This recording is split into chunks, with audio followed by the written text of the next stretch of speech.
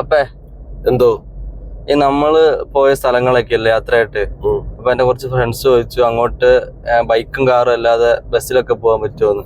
തീർച്ചയായിട്ടും ഏറ്റവും ചെലവ് കുറച്ച് ബസ്സിൽ പോയി നമുക്ക് ഈ സ്ഥലങ്ങളൊക്കെ കാണാം.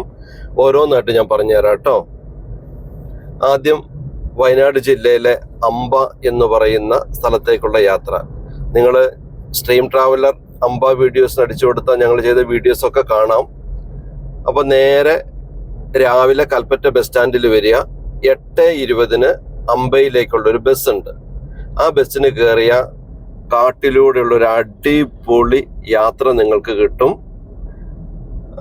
അത്രമേൽ സന്തോഷം തരുന്നൊരു യാത്രയായിരിക്കും. അപ്പൊ നിങ്ങൾ അമ്പയിൽ ഇറങ്ങുക, എന്നിട്ട് മാക്സിമം എൻജോയ് ചെയ്യുക.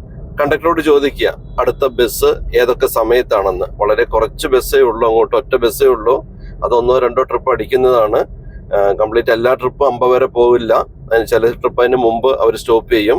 അതുകൊണ്ട് കണ്ടക്ടറോട് ലാസ്റ്റ് ട്രിപ്പിനെ കുറിച്ച് ചോദിച്ചിട്ട് ആ സമയം വരെ നിങ്ങൾക്ക് അവിടെ എൻജോയ് ചെയ്യാം. ഭക്ഷണമൊക്കെ കരുതി പോകണം കേട്ടോ. Okay, enjoy.